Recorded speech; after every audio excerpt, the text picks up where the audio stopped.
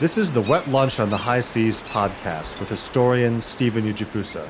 Business, history, and culture with a nautical twist.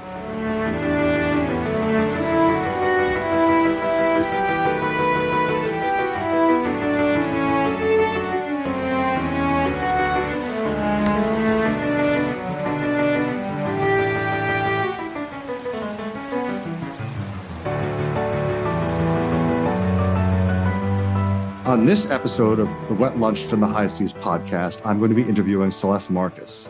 Celeste is a painter and writer in Washington, D.C., currently at work on a biography of the artist Chaim Soutine. She is the managing editor of Liberty's Journal.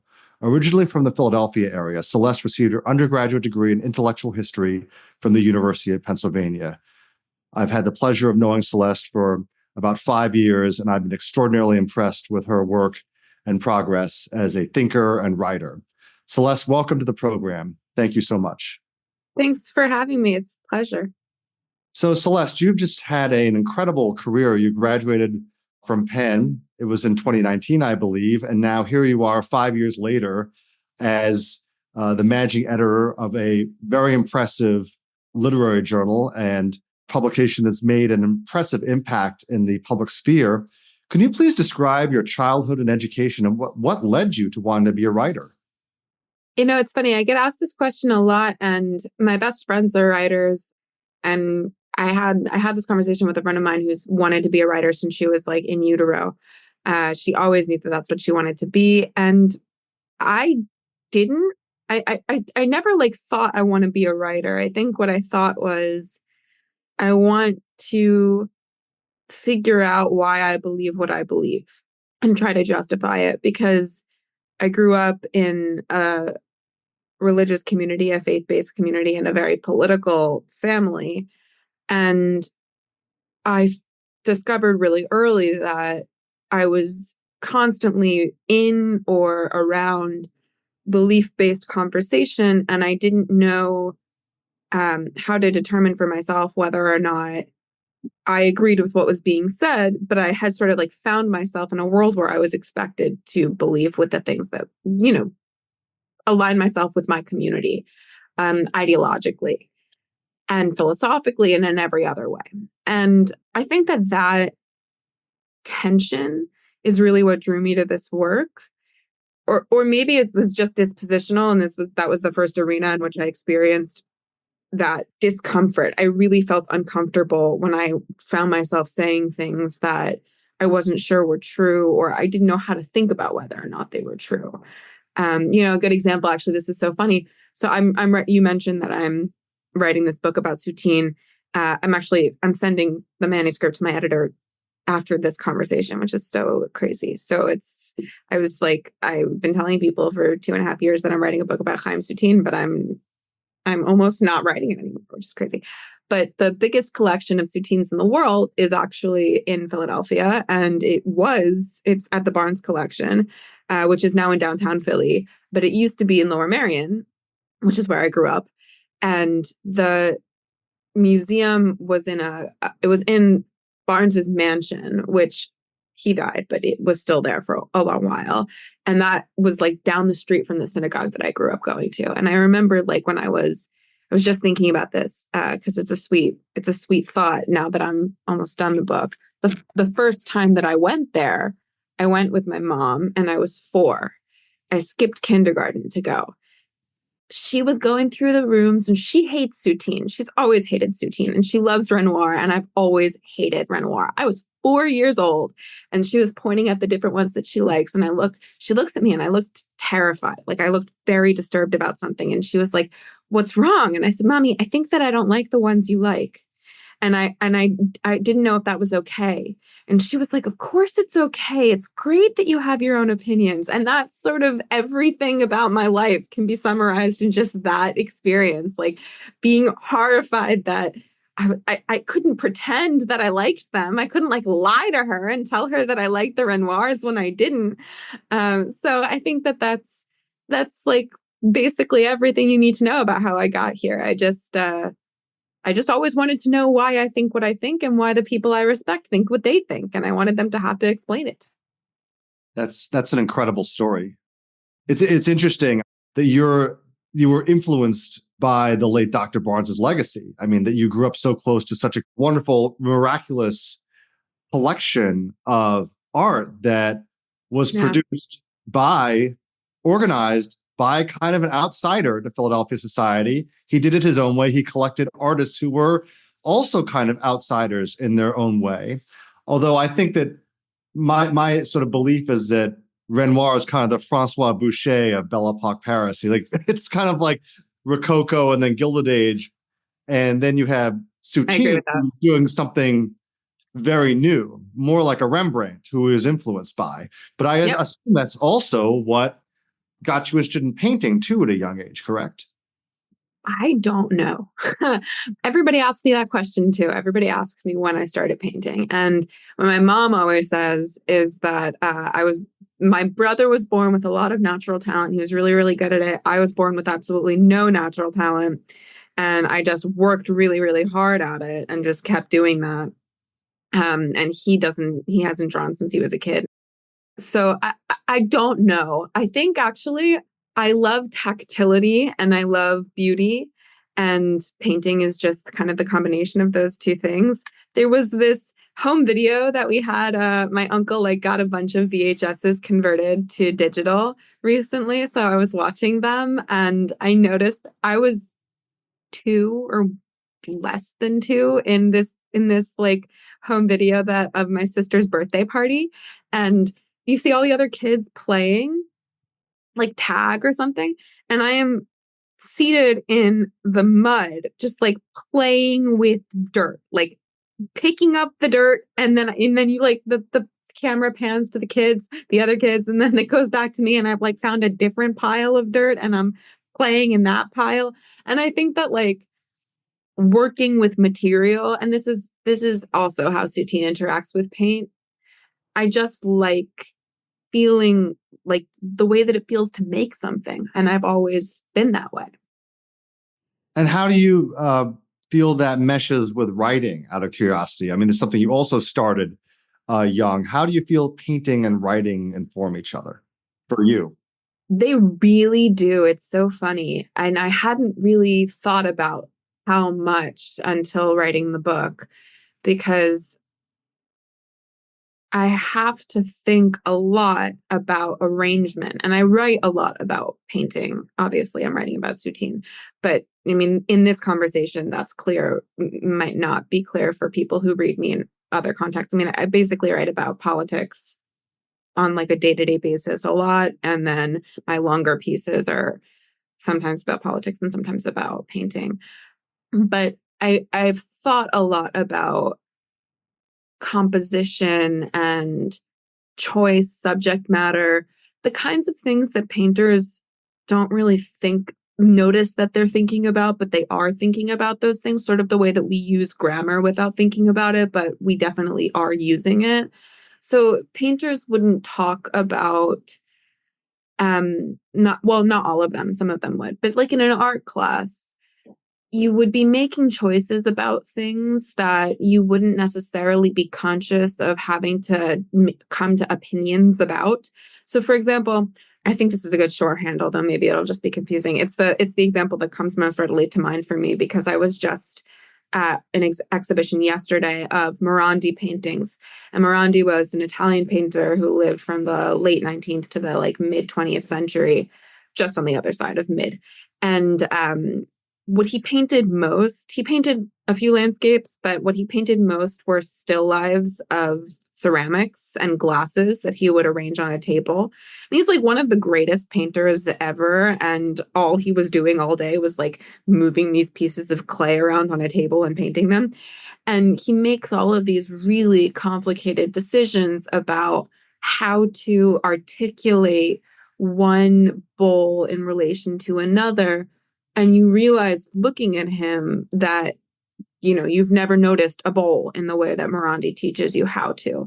You've never noticed the way that the light will fall on the grooves in its design in a way that allows you to distinguish between its levels, the volume of the clay. like, that's not the kind of thing that you would think about necessarily when you're just looking at it, but Morandi is telling you that it's something worth noticing.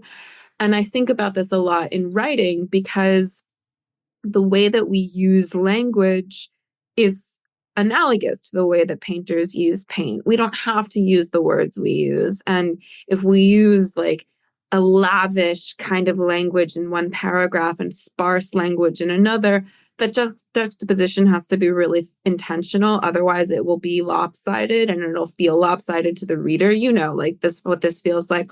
Or like if you're heaping attention on one character and you do that in one place in the book, but not in another, a reader will notice that the attention is uneven, and that can be intentional or not. But you have to know whether you're doing that on purpose. So I think that I've become very conscious of that. And something else that this is like the biggest thing that I've noticed about myself, painting made me want to write novels, which I'm now doing for the first time. And the reason that, well, I really don't know how that happened. But what I noticed in novels, which was really fiction was very difficult for me for a long time in a way that painting was also difficult for me. I had to realize that in order to make something feel realistic, you don't have to give a lot of details, but you have to give a couple very specific details. That's also true in painting. Like if you paint a cup the way that any cup looks in your imagination, it won't feel like a cup. You have to paint the exact way that the shadow falls, the way that like the darkness, the way that it hits on my hand. That's a very particular thing that will happen with like this shape and this material that wouldn't happen with a glass. A glass shadow will fall differently. The light will interact differently so things like that. Like I would notice about my characters, I would need to know something very specific about the way that they smile. I wouldn't need to like heap information about them, but just like small details. And yeah, I realized that. We were recently in March at an exhibition at the Rijksmuseum in Amsterdam of Frans Hals. And Oh God. what struck me about that was like, yeah, he painted rich people like any Dutch artist would to make a living, but he also painted, people, the streets as well. Uh-huh. And what's weird about Frans Hals is that he's so photographic, but he's not like photorealistic. And I think that's the marvelous thing about someone like him. And Yeah. also, I believe it was Diego Velázquez. He was known for painting, flattering portraits of royalty, but he also had this ability to capture, I believe it was him, to capture the exact moment that eggs solidified in a pan. But it just took a few brushstrokes. He Oh didn't wow. photorealistically do it. He just did Yeah, it exactly. white. So you Exactly. saw the egg transforming from liquid to solid, which is pretty incredible. Yeah, I mean, one thing, you grew up, steeped in Jewish thought and learning as part of the modern Orthodox community in Philadelphia. When you saw the work of, and you've been attracted to Jewish artists, I mean, what about Soutine spoke to you? Was it like from an early age? Like, what was it? I mean, you've also written, and we'll get to this a little bit later, about the artist as exile, the artist as outsider. What about him speaks to you? Okay. It's interesting. The last interview that I had to do for the book, which I just did yesterday, I went to New York for this, is with the woman she is like the recognized expert on Soutine's paintings. And she spent decades studying him. And she's also Jewish, but both of us can't stand when people talk about Soutine's Jewishness in relation to his painting, because he was Jewish, but it really has nothing to do with what he painted. Not true of like Chagall, for example. Chagall is like a great example, an obvious example of like a Jew who was painting Jewish things. And his Judaism really is present in his work in a way that Soutine's is not. I love Soutine because, and this is something that this woman, SD, said to me yesterday. SD is also a painter. Painters love Soutine. Painters love Soutine in a way that people who aren't painters just can't. It's not that I think they can't love him at all, but we love him differently. And the way that she put it, and when she said this, it was exactly the way that I felt. Like, standing in front of a Soutine painting makes me want to paint. And the thing that Soutine is capturing is vitality. He doesn't want it to look like a tree. He wants it to feel the way it feels when you're in front of a tree. And that's not the same thing. Like movement is very important to him. And he could never paint from a photograph, and he never painted from his imagination. He only painted what he was looking at. And he only painted while he was looking at it. He would never finish it later. If he needed 2 sessions, he would have to have 2 sessions like in front of it. And so there's this energy in his work that it's not that every painter paints that way, because we're not all trying to articulate the energy, but sort of like Soutine subject is the way that a painter feels when the painter is painting, not the thing the painter is painting. So, he and I would not paint the cup the same way, but what he's painting when he paints the cup is the way that I feel when I'm painting the cup. I don't know, like this is complicated hermeneutics, but it's like, it's a specific thing, and it's very specific to the activity of painting, which for him was really active. It was, he like dislocated a thumb painting. You can see in his canvases that there was a lot of stuff happening, like frantic. Sounds like Jack Pollock in a way, sort of energy. In a way. Well, Pollock was very influenced by Soutine. And the abstract expression, like de Kooning was very influenced by Soutine. De Kooning said that Soutine influenced him more than any other painter. Mm-hmm. And it makes sense. I want to resist putting him in that historical trajectory, because that actually is the way that he was considered for when he was really famous in America. He was famous in America in the 50s and 60s because the abstract expressionist kind of cannibalized him to get to abstract expressionism. And it's not that it's not there. It's definitely there. It's just that it's not what he was trying to do. So if you esteem him for that reason, the esteem has an expiration date on it, because as soon as it's not useful to that project anymore, like it's not an end to itself. It's a kind of like a midwife to a different movement. So, and that kind of accounts for why he was very, very famous in the like mid-century and less so now.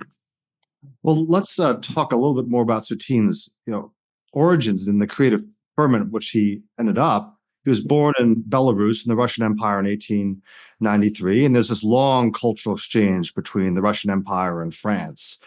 And could you tell me how he ended up there and the sort of milieu he was in when he showed up in Paris? Like, what were his origins, and how did he get to Paris? What drew him to Paris, and how was he inspired by the art environment of the time? I sort of look at that era, the 1910s, and that there's this tremendous artistic ferment in two cities, Vienna and Paris, of all these cutting edge things. What drew him there, and how did he grow in Paris? Paris was the place to go for him. And I don't think he ever considered Vienna or really knew about it. He wanted to paint since he was a kid. And I don't know how he even knew that it was a thing you could do. Smilovici definitely didn't have a museum. Smilovici was right outside Minsk. He was born into a family with 11 children. He was the 10th of 11. So he was the 10th. He wasn't born into a family with 11. It became 11 later, but they had 11 eventually. And he left Cheder. Cheder is like it's a school where boys would have learned Talmud. And sort of become proficient in Jewish studies. But he left when he was 9, which is early. Like he wasn't even bar mitzvahed yet, because he had to go work. And he worked as an assistant as an assistant to a tailor. And then he worked as an assistant to a photographer, like helping to edit pictures. And this was in Minsk. So he was already leaving Smilovici and going into the city.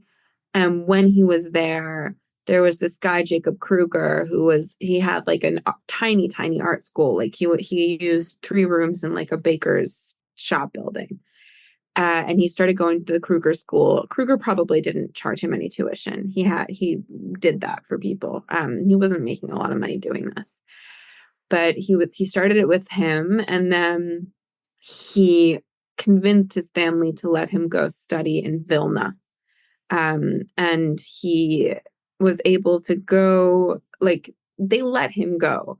So there's this much is made of like how Soutine's family brutalized him and like how they were horrible to him and like beat him up. I don't know. I don't think any of that is true. I mean, it's true that he was beat up by children in the city, in his village.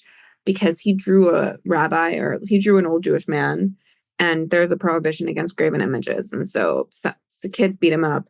And then he appealed to the court for damages, and he was given money for damages, which probably went towards him renting a room in Vilna. He was able to afford his own, like, a living space for his coursework. But like, his family sent him to Vilna, so they clearly weren't that against it. Also, I mean, it meant that he was moving away, so he had to go take care of himself, which was one less mouth to feed. But, he went with a jacket that his father gave him. It doesn't really make sense that his dad would be gifting him a jacket for a trip that he didn't approve of.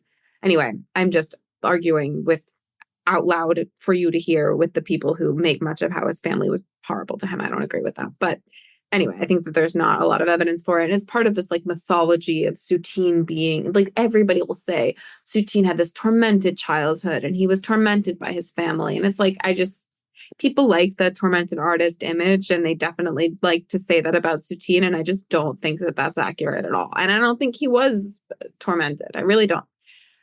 But he went to Vilna. He went to Vilna with a friend he had two friends, Michel Kikoin and Kremen. So Kikoin was from his village. He was also born in Smilovici, and then he and Kremen and Kikoin became like a group in Vilna. They lived together, and they like boarded in the same space, and they went to the Vilna Academy of Art together. The head of the academy had studied in Paris. So I don't know if he'd heard of Paris before, but he definitely had heard of it by then. And they said his friend recalls that when they were, like, as soon as they arrived in Vilna, Soutine was already talking about wanting to go to Paris. Stayed there for 3 years, studied at the academy for 3 years, and then Kremen and Kikoin went first. He got sponsored by, there was this dentist, Dr. Raffalkis, who took some interest in him. He probably met him in synagogue. And he paid for his trip, and he would have occasionally sent him money. We know nothing about this guy. I wasn't able to find anything about him at all, not even just in relation to Soutine. But that was the sort of thing that would happen. Like, Vilna was the biggest city he'd ever been to by that point. They had a robust Jewish community, which was much wealthier than Minsk. Definitely didn't have a museum, but they had culture. And it was also like they had just become Russia. Vilna had. So they were trying to Russify it. And part of that was beefing up like the Russian culture. And really what they wanted was for the Vilna Academy to feed into the St. Petersburg Academy. But Soutine didn't do that. He went to Paris. Mm-hmm. Well, one thing and I've written about this extensively, is Russia was, it had an official policy of, states sanctioned anti-Semitism. Which made it, at the time, compared to, say, Germany or France, relatively speaking, I mean, there was the infamous Dreyfus case, but like Russia said, made it pretty clear that Jews were not headed towards equal rights for regular citizens, especially not Jews. Did Chaim Soutine experience much of this? I mean, he was living in the Russian Pale of Settlement. This was a time of mass military conscriptions, pogroms. Is there any surviving accounts of this or evidence that he experienced this? No, he really didn't. I think he got out too quickly. His family did. Most of them fled pogroms and were very, very, very poor. A lot of them were killed. And then they were all killed during World War II. But Soutine really wasn't, not all of them, but I think he had like 2 surviving sisters, but a lot of them. But Soutine really, it just didn't happen for him. At least there's no record of it. And I'm sure there would be if it had. Well, he shows up in Paris, and he is in this, this is the Paris of Picasso, of Braque, of Cubism. And you also have another artist who he becomes close with, Amedeo Modigliani, who is a Jewish man from Italy. Can you talk about how he settles in, who he connects with, and how he grows in Paris as a young man? So the place where every young Jew from Eastern Europe knew to go in Paris was La Ruche, which was this artist colony which had very, very cheap rooms, was founded by the sculptor Alfred Boucher, who was a friend of Rodin's.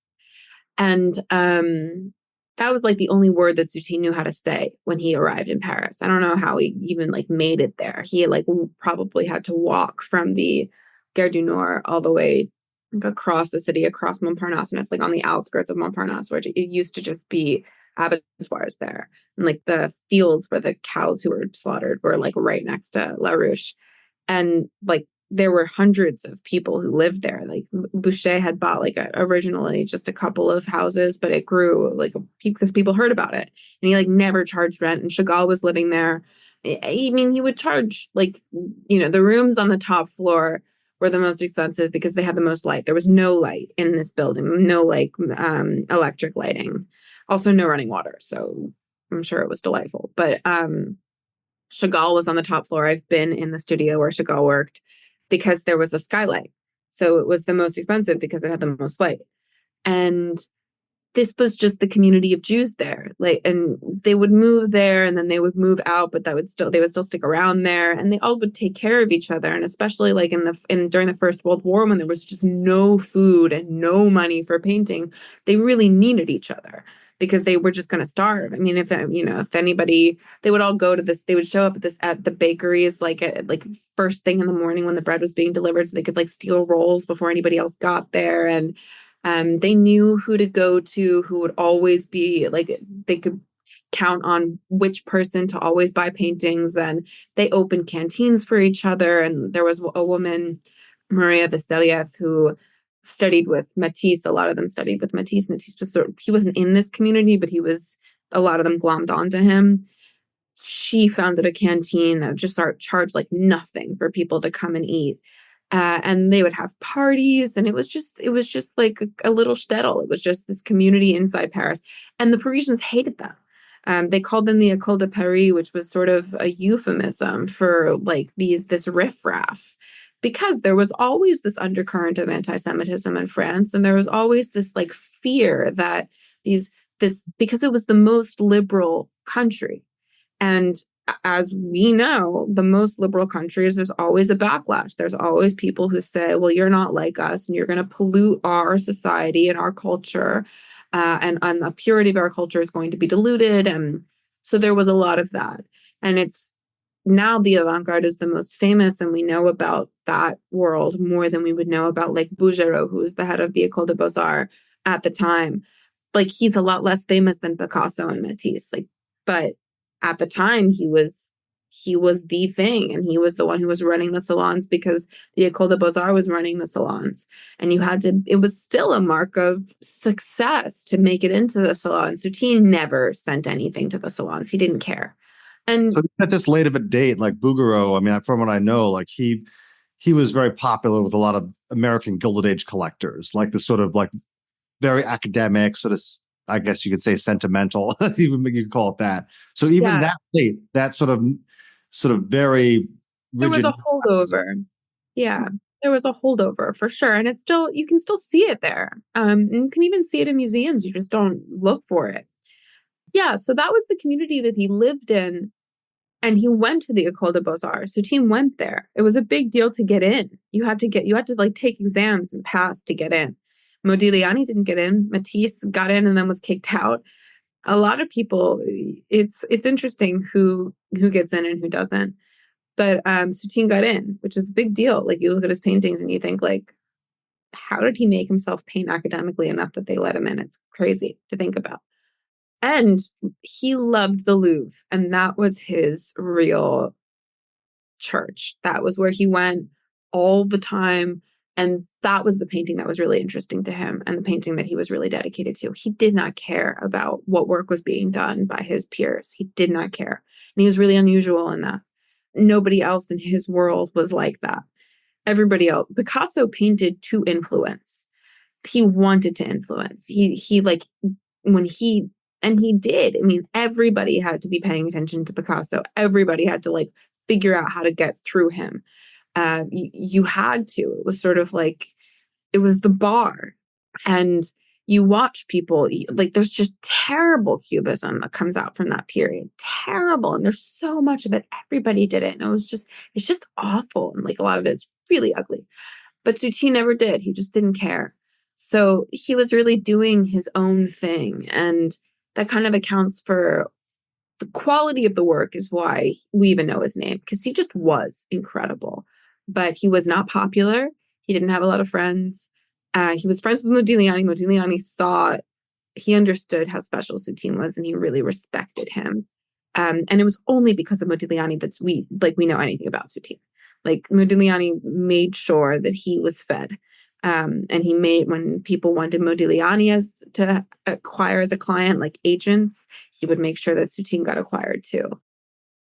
Well, who was collecting Soutine's and Modigliani's art in Paris at this time? I mean, Modigliani wasn't exactly making tons of money either. He wasn't.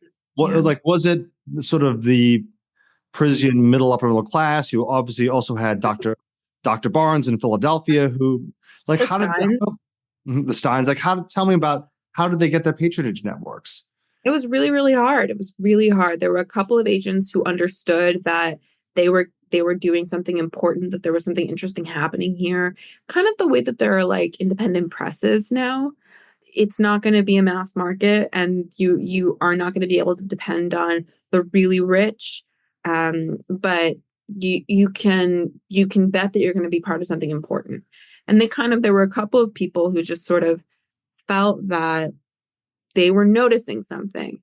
And there were foreign collectors who were interested in acquiring that kind of stuff. And there were just like a couple people, like you just, like, there's this guy Netter who's now become very important for Soutine and for Modigliani. Like, people who were just like, their great-great-grandchildren are like, well, I have these like 15 Modiglianis because when they were worth nothing, my great-great-grandpa bought a bunch of them.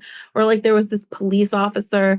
He was the one I was thinking of when I said there was like people you could always depend on to buy. There was a police officer who like worked in the police prefecture office, and they called his office the museum because he had so many paintings on the walls, because every time one of the avant-garde artists like needed lunch and hadn't eaten in 3 days, he would just go to his office and sell him a painting. So we had like Picassos and Modiglianis and Soutines on the walls, and his family like had no idea, and they sold all of it like in the 1950s, which was so stupid.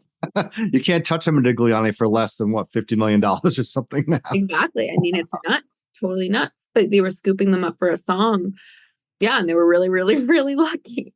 So, but that's the thing. It's like, I guess it often just takes one really insightful patron like a Dr. Barnes, who was ridiculed in Philadelphia. Oh yeah, he got laughed out of town. And he wanted to partner with the Philadelphia Museum of Art, and they wouldn't let him. And so he took his collection to Marion, and for a long time he had it under lock and key, and it was very difficult for anybody to get in to see it. He never forgave Philadelphia for that. He never forgave them. And in a way, I don't blame him. I mean, it was laughed at, but also it's interesting that often you don't need to be a multimillionaire like Barnes to support this sort of art. You can just be a regular person who just it touches you in some way. You like it. It's true now. I mean, some of my favorite painters, like the painter that I just wrote about for Liberty, is John Dubrow. I am lucky to be alive while he is alive. He is a great painter. Like, he is in the tradition of Soutine and Rembrandt. He deserves recognition. He is not getting it. This is true now. It's always true. And he did, like, I am sure that I pray to God that if anybody ever understands what John is, he will be worth millions and millions of dollars. He's better than most of the stuff in most of the galleries in New York. And he's better than all of the stuff in the galleries in New York. And some of it is very good, but he's a genius. He really fell from the moon. And so you just have to have people who understand there is a difference between good painting and bad painting. And you need critics with discerning eyes, and you need curators who are brave. And there are very few of them in every generation. There are very few of them. There still are. But right now, like, there's a painter in Tel Aviv that's like, she's like 25 years old. She's a baby. She is so, so good. I own like 5 of her paintings. Each one costs like a couple $100s, which I feel bad paying that amount of money, because they should be worth like 15 times that. And I hope that they will be someday. But, it's like, you just have to, if it's important to you, you have to know how to do it. In the late 19th or 20th century, people were influenced by magazines and publications. Now I think we're kind of in this is particularly dangerous in a way when it comes to being self-directed with your art or with your taste, is that people say, oh, what are other people doing? Now I can see what everyone else is doing. Like, well, I want something that looks just like that, versus saying, I know what I like and I'm going to do it, versus like, but what is everyone else doing? And what are people? I'm like, it's harder these days, I'm afraid. I mean, I think it's always really hard. I don't know if it's harder than it was when it was Soutine, but I think it's always really hard. mhm. And I think that, he had a really creative, wonderful career during this time. He sort of found his people. But you wrote this piece in the New York Times and published on February 25th of this year, entitled "When Artists Can't Go Home, All Is Left Is Their Art." And you write about Soutine's tragic passing in Nazi-occupied Paris in 1943, where he dies following a failed operation. Yeah. And he dies basically in exile. It's a miracle that the Nazis had not come from yet. Can you please elaborate on this wonderful sentence you wrote? To live as an artist in exile is among the most glorious triumphs of human will, a spiritual victory. Can you please explain more about that really wonderful phrase? I was thinking about Palestine when I wrote that phrase. I was thinking, because I was writing the part about Soutine dying about like 5 months ago. So the halfway mark of the war. And I was thinking about a poet, Palestinian poet, he got out, but his brother was still inside Gaza. And he had asked his brother to go back to their house, which had been bombed, like to like scoop his books out of the rubble. And, I was just thinking about what it would feel like to have your books be buried under rubble. And just, we both know what that's like as writers. It's really painful. It's a painful thought. And so to be able to have a commitment that is incommensurate with ordinary life and that can sustain you when you've lost so much is, I think, evidence of a very powerful soul and will. And I don't know if I would be able to do it. I mean, I think that if I lost everything, if I lost my home, I have friends from Iran and from Syria. A friend from Iran who's been in exile for a long time. He was in jail and now he's in exile. I have close friends who are, they watched Syria be destroyed. And, I have close friends in Israel who just like their families had to leave their homes in the north because of Hezbollah. And like, it's just, how do you be a person when home doesn't exist for you anymore? And it's a difficult question in every realm. Like, how can you be a mother? How can you be a girlfriend or a friend, a citizen of any place? But it's also like, how can you find the energy and the wherewithal to want to create something when you don't have the power to rebuild your home?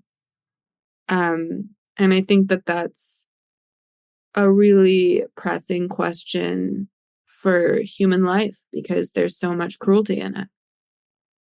There's this concept that comes up and up again and again, especially in German thought, of Heimat. And do you believe that sense of like rootedness of place is just so important to the creative process? I mean, I think of like Kurt Weill, the German Jewish composer who was very much a part of life in Berlin 19 in the 1920s. He gave us the Three Penny Opera, Mac the Knife. His songs are iconic. But he fled Germany. He was on the top hit list, I believe. He fled out, I think, in 1934, and he ended up in New York. Mm-hmm. And he reinvented himself sort of as a Broadway composer. But I think he really, what we remember from him is his time in the 20s in Berlin. And he refused ever to speak German again. And he was the son of a famous rabbi from Dessau. I mean, you see, I mean, I think that, do you believe in that? So you believe that is the concept of Heimat, regardless of nationality, important to the creative process? I think it really depends on the person. I think it is for some people and it really isn't for others. There are a lot, the last section of the book is about Esty, this woman I was speaking to yesterday, who is the steward of Soutine's legacy. Her father like crossed paths in Paris with Soutine, but he made it out to America and he rebuilt his life. And there were lots of people who, Chagall was like this. Chagall made it out and he had a whole other life afterwards. And there are a lot of people who survived and who had the great gift of another life in America.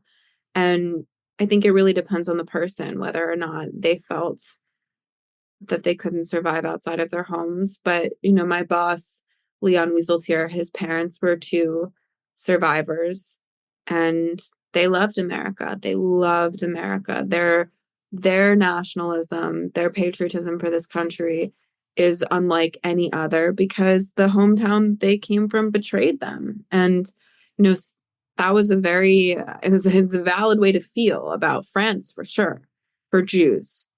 The French betrayed their Jews. And I can understand if he'd survived, I could understand him being disgusted with France and not wanting to go back. So I think that Heimat it's dispositional. I think there are people who are like that and there are people who are really not like that. And it can be that being removed from your context, you can't, it's a fish out of water, you can't survive, but there are people who need to leave. I needed to leave my community. I definitely, I don't experience that kind of homesickness. Mm-hmm. And the thing that's so just depressing about, especially the current situation now in Israel and Gaza is just like trauma begets trauma, anger begets anger.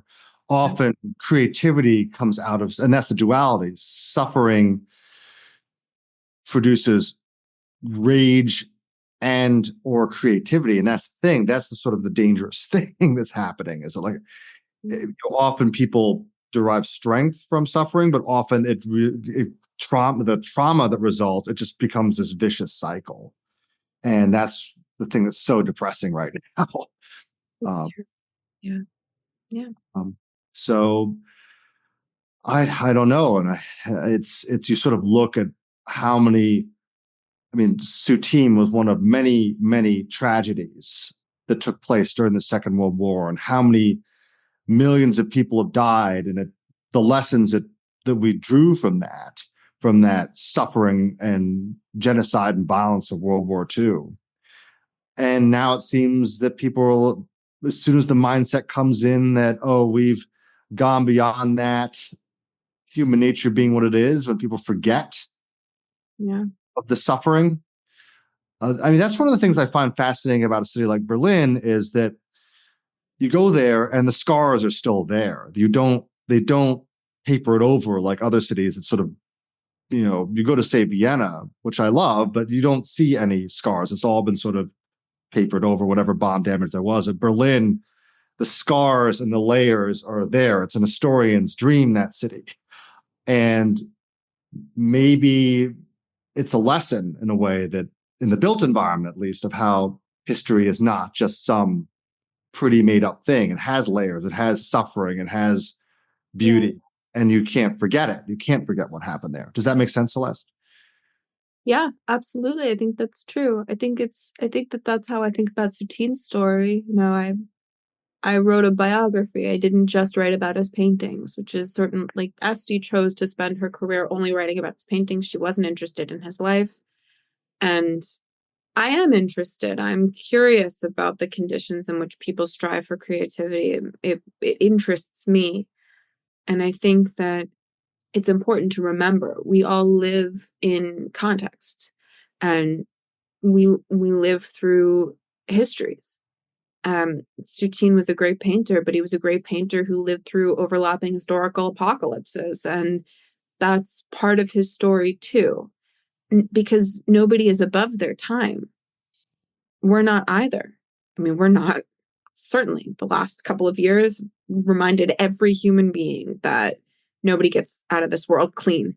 So that's kind of what the book is about in a way. Well, we all haven't transcended history. Come on, get with the program. No, I'm kidding. Um, Two-part question before we move on to sort of your views, art currently. What's the biggest surprise you learned about Soutine, and what's the biggest lesson we could take away from Soutine as an artist and as a person? I think the biggest surprise for me is that the excitement that I feel when I look at him never dulls. That it's shocking every time.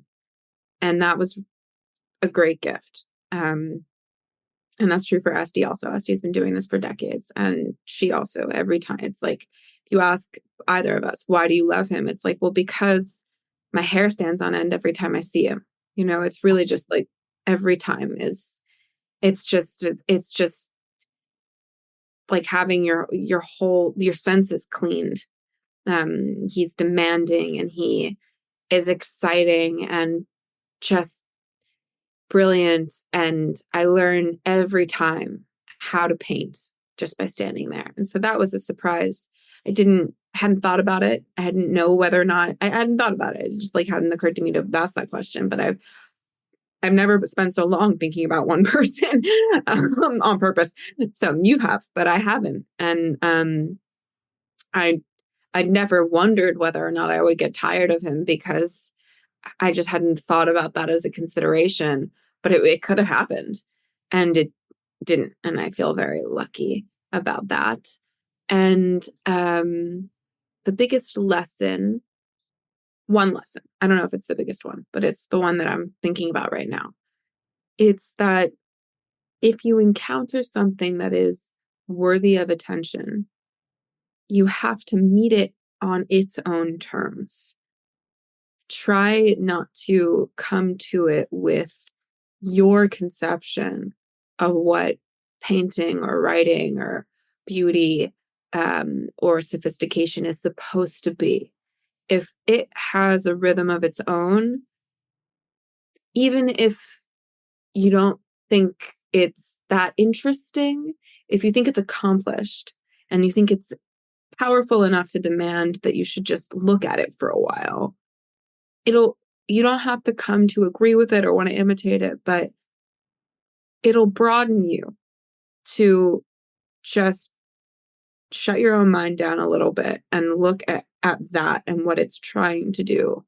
And then you can walk away and think about whether or not it's good or bad or stupid. But that's one thing that if I could get anybody to do anything, like, I know a lot of people are going to look at Soutine and say, I don't like that. I know. And it breaks my heart. But I wish that I could just say, okay, you don't have to like it, but just think about it for a second. Like, think about what he's doing. Well, I mean, the image I have in my mind, I mean, once again, I these two artists are very similar in many ways. Soutine was influenced by him. I think of like Soutine's Carcass paintings, which are, when you look at them, a lot of people's initial reaction is ew. Then you think of Rembrandt's Dr. Tulp's Anatomy Lesson. Your initial reaction is ew. He's cutting up, but at the same time, it's not the prettiest thing, like from like sort of a traditional standpoint with it, but it does say something. It's like, look at this. This is me depicting truth, reality, and it's not unvarnished. This is it. This is a carcass. This is a bunch of doctors cutting open a cadaver. I think, or Thomas Eakins, when he did Dr. Gross's clinic, it was reviled. Yeah. It was absolutely reviled. He was famous for having, I think there was this one story where Thomas Eakins did a portrait of some famous Philadelphia magnate, and the portrait shows up at their house on the main line or Chestnut Hill, and his wife takes one look at it and she tells the butler, throw that in the furnace. No. He didn't even want to look at it. It's so sad. But shifting now to the current day, how does Soutine and his art inform and enlighten us today in this era of social media and unrest and, God forbid, commodities such as NFTs? I mean, sometimes I wonder, are NFTs almost the equivalent of Duchamp's urinal? Is this kind of a joke or is this art? I mean, where are we now? In the art world, and where does Soutine sort of, and how does he inform us?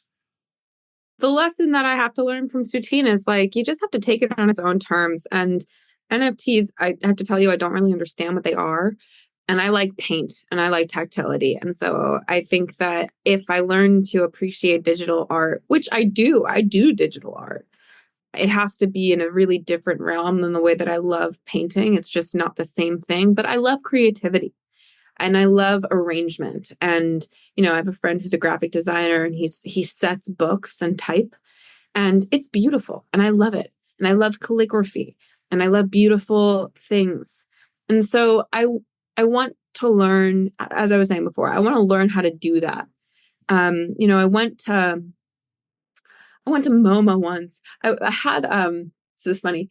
I had brunch with David Remnick like a couple months ago, and he was talking about I don't remember what he said that really like jarred me and made me realize that I didn't know how to do this and I had to learn. But I think it was that he was talking about appreciating writers who write in a way that you would not want to write. And I realized like you don't have to get defensive about people who do things that aren't like you. And you might learn something if you figure out, I mean, you should have values and you should like not, say that Israelis or Palestinians aren't real people because other people are saying it and you're like, oh, I should pay attention. Like, no, you should decide there are lines. But after this brunch, this was like on the Upper West Side. I went straight to MoMA and I walked around every floor of MoMA that I had always walked right past, like never went in because I thought it was bullshit. I was just like, I don't need to look at this like, flashing video installation. And I learned things. I really did. And I was like, why would I not want to be in a community of people who are creative? Those are my favorite kinds of people. Like, why would I like cut myself off from that? They're just creating differently than me. And it's like, those aren't the people that look. Do I think that there should be more classical painting, more like actual oil paintings in galleries and museums? Yes. And I do think that a lot of it, like some of it is not like me, but really good. And a lot of it is just total bullshit. And that's fine. And you should be able to tell the difference. And there is a difference. I mean, there are people who are doing exciting things with computers and there are people who are doing really stupid things with computers and they're not the same just because they're both on a computer, right? It's like cubism. It's like there's a lot of bad because we think, oh, cubism exactly. at the turn of the century, it was this amazing thing and like greatness came. It's like, well, there's a lot of junk. Or think of like, the printing press came out, revolutionary new technology, and you had someone like maybe you could say it was like the digital equivalent. Albrecht Dürer did something phenomenal with it. But I'm sure there's a lot of other junk put out by the printing press that led to the 30s. Exactly. And I think it's hard not to have clearly defined lines for what you like and what you don't like. I find it difficult sometimes, but I really love it when somebody I really love it and I respect it enormously. When somebody I really admire likes something I totally don't understand. I love that. That's like, I want to be able to do that. I want to know how to recognize something that no one told me to like. And I just know that it's good. I think that that's really important. It's important to appreciate Rembrandt, but it's also important to appreciate John Dubrow. And no one's telling you, except me, I'm telling everybody, but nobody's telling, nobody's saying to you, you should like Rembrandt and John Dubrow. Celeste is the only person saying that, right? Like, but I think it's good to be able to do that. And it's important to be able to appreciate something that you appreciate just because you know that it's good. Well, Celeste, I've just really enjoyed this conversation about not just Soutine, but also just your thoughts on art and creativity. And I'd like to wrap up with your current job, your day job as managing editor of Liberties. Can you discuss your career as now managing editor of Liberty Journal? It's a new and vital force in today's intellectual firmament. Can you discuss the founding premise of Liberties and where it fits in the current journalistic environment? You've also written extensively about the current conflict in the Middle East, in Israel, Gaza, and now it seems to be spreading. If you could sort of talk about that. I think that I can make all of these things have to do with each other because they really do. So Liberties is a liberal journal of culture and politics. It's not really a literary journal. It's both culture and politics. And it's they're big. They're like thick books. And everyone is like about 350 pages. And there are 17 essays, and usually 3 poets contribute their poetry. And we have a mix. Basically it's considerations. Everyone is a small subset of the kinds of things that every serious person should have to consider. And so there are things about politics, and there are things about history, and there are things about culture and about human life just in general. I mean, we had like a memoiristic piece by a man whose son has a very severe Asperger's, and it was about just like being able to contend with that kind of human tragedy, or whatever, triumph actually. But it was like the tragedy of watching the world rebuff your child, and coming to an appreciation of his particular genius and beauty, and that pain. Like it's a kind of beauty that's inflected with pain, and that's, that doesn't fit neatly into either culture or politics, but it's sort of both. And that's like, we would have that next to an essay about Navalny, and that next to an essay about Balanchine. We have an essay by Ben Moser about Franz Hals that you should read if you enjoyed that exhibition, because Sitting in it's my library. oh, really? Okay. Fabulous. It's so good. That essay is really, really good.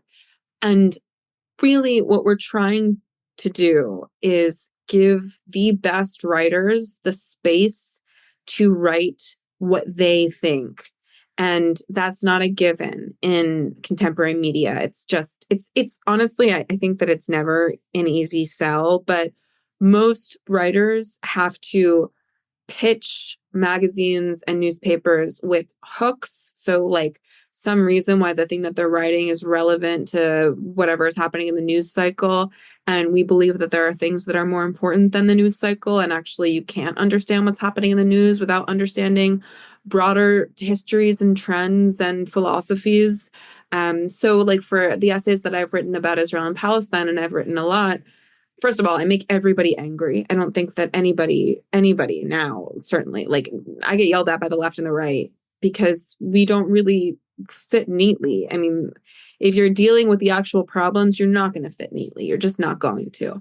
And I place them in an historical context, but I also make philosophical arguments. And really, it's the claim that you need all of these tools in order to be a responsible, compassionate, liberal citizen. And liberalism is the ideology that we espouse, and the one that we believe is the most important to contend with the challenges that the entire world is facing right now. I don't know if I would think that in every generation, but I definitely do think it now, because liberalism is, and we have a new podcast called Required Reading, where we talk with writers and readers about the texts that influence or express their worldviews.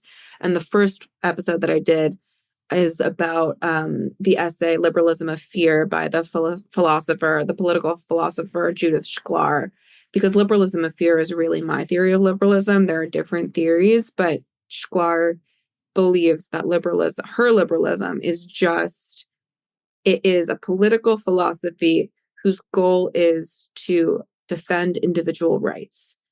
And that is my goal. That is like basically always my goal. And I think that in order to appreciate the individual, and in order for liberalism to be practiced seriously, you have to have like a semi-religious reverence for individual autonomy and respect and power. You have to be a cultured person, because culture teaches you to appreciate humanity. But that's not the only reason to study it, but it's one reason to study it. And so, yeah, I think all of these come together in a beautiful little box, and we call it Liberties. No, I can see why it's difficult to be in this position, because I think that the ideas of the Enlightenment are just under attack now, on both extremes now. Yeah. I get the sense that on the far right, there's a wish for a kind of like it's almost like pre-Enlightenment 17th century absolute monarchy. Like we need like a Louis the 14th, l'état c'est moi. And then on the far left, there's no individuality. It's all about groups and power structures. And it's a tough position. I think that and I also know that you studied the Haskalah a fair amount, the 18th century Jewish Enlightenment. And so there was this parallel but also symbolic thing going on in the Jewish community in the 18th century, but was also expressed, in the late 18th century here in the United States. The fact that it still is remarkable that George Washington did step aside after 2 terms because he believed there was such a thing as like setting an individual precedent, putting the country first ahead of he had so much power, he had so much charisma. And I think a guy like Napoleon, or even was incomprehensible. How could you do that? But now it seems like we're in an age where you have these people in power who the last thing they want to do is step away. It's right. That's our problem for sure. But does that make sense, Celeste, of like the Enlightenment is under attack? Oh, yeah, absolutely. And Liberties is here to save it. Well, Celeste Marcus, you're doing a fabulous job in everything. And thank you for your work preserving the life and legacy of Chaim Soutine, as well as preserving the liberal tradition in Liberties Magazine. And it's been a pleasure having you on the Wet Lunch and the High Seas podcast. So thank you so much, Celeste Marcus. Thanks for having me, Stephen. And please subscribe to Liberties Journal. LibertiesJournal.com/subscriptions. Thank you so much.